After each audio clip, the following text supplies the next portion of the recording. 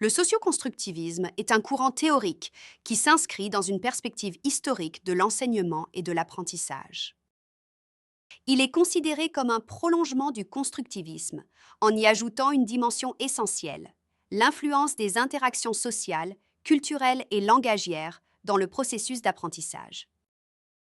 Alors que le constructivisme, notamment via Jean Piaget, met l'accent sur la construction individuelle du savoir, le socioconstructivisme affirme que le savoir est co-construit dans un contexte social et culturel donné. Quels sont les fondements et les postulats clés du socioconstructivisme? Le socioconstructivisme repose sur plusieurs idées fondamentales. L'apprentissage est une co-construction des connaissances en confrontant ses représentations à celles d'autrui. C'est un processus par lequel les apprenants sont intégrés dans une communauté de connaissances. Les connaissances sont acquises dans un contexte marqué par les interactions entre apprenants et entre le groupe apprenant et le formateur. Le courant insiste sur le rôle social des apprentissages et accorde une importance particulière aux aspects culturels et sociaux, l'apprentissage étant intrinsèquement lié au contexte culturel et social de l'individu. L'apprentissage est socialement médié, passant par l'échange, la coopération, l'imitation et la discussion. L'erreur est acceptée et vue comme un moyen d'apprendre, considéré comme la source d'émergence de nouvelles connaissances. Elle a un véritable statut, son dépassement étant source d'acquisition de concepts. La connaissance doit apparaître d'abord comme un outil pour résoudre un problème avant d'être un objet d'étude en soi. Quels sont les auteurs de référence de cette théorie? Le socioconstructivisme s'appuie principalement sur les travaux de Lev Vygotsky, 1896-1934. Psychologue russe, il est l'auteur le plus influent de ce courant. Il a introduit les concepts de zone proximale de développement, ZPD, et de médiation, soulignant l'importance de l'apprentissage socio-culturel et le rôle des interactions socio-culturelles et des outils physiques et symboliques. Sa théorie de l'activité met en avant le langage et les signes culturels comme médiateurs du développement cognitif. Vous trouverez une vidéo spécifique sur le concept de ZPD dans l'onglet 3 de la rubrique Apprendre. Jerome Bruner. Il a développé le concept d'étayage, scaffolding, et a insisté sur le rôle du dialogue dans l'apprentissage. Albert Bandura. Il a fondé la théorie de l'apprentissage social ou vicariant, expliquant que l'on apprend en observant autrui et leurs comportements, attitudes et résultats. L'apprentissage social relie comportementalisme et cognitivisme. Les concepts clés de Bandura incluent l'attention, la rétention, la reproduction et la motivation. Barbara Rogoff, elle a insisté sur les communautés d'apprentissage et la participation guidée. D'autres chercheurs comme W. Doisegi, Mugni et A.N. Perret-Clermont ont également contribué à la psychologie sociale génétique ou socioconstructivisme en mettant en évidence le conflit socio-cognitif. Le rôle de l'apprenant et du formateur.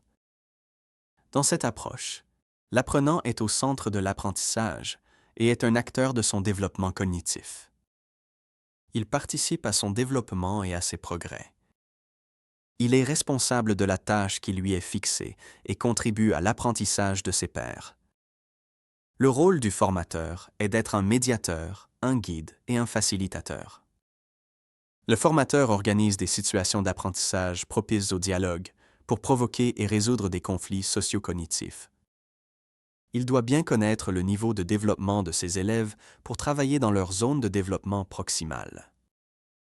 Il adapte son aide, étayage, selon le niveau de l'apprenant, puis la retire progressivement pour favoriser l'autonomie. Quels sont les concepts clés du socioconstructivisme? La zone proximale de développement, ZPD. Concept introduit par Vygotsky, elle représente l'écart entre ce que l'apprenant peut faire seul et ce qu'il peut réaliser avec l'aide d'un médiateur, enseignant, père, coach, expert. L'apprentissage y est optimal lorsque les tâches ne sont ni trop simples ni trop complexes, favorisant les échanges et l'émergence de nouvelles connaissances. Le conflit socio-cognitif. Il se produit lorsque des apprenants confrontent leurs différents points de vue face à une tâche donnée.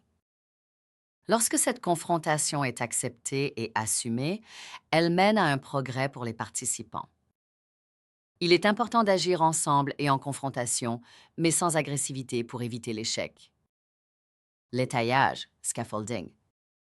Méthode où le formateur fournit un soutien ajusté au niveau de l'apprenant, puis le retire progressivement à mesure que l'apprenant gagne en autonomie.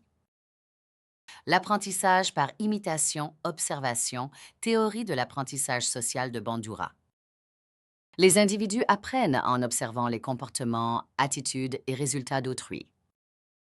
Cela inclut l'observation active, la rétention d'informations, la reproduction et la motivation par renforcement vicariant ou auto-renforcement.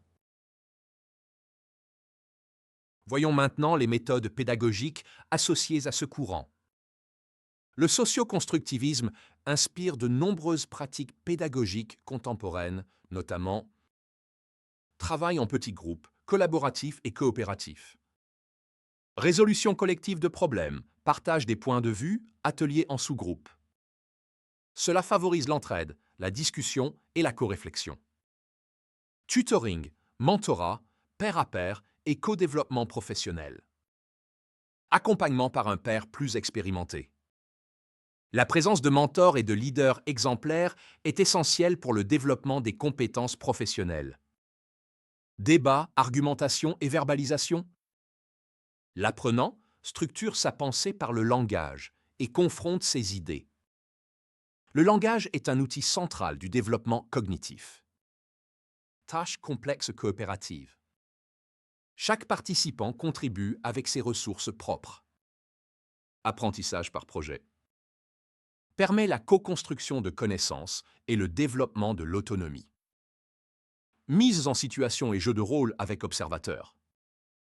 Permettent d'apprendre par l'observation active d'un modèle.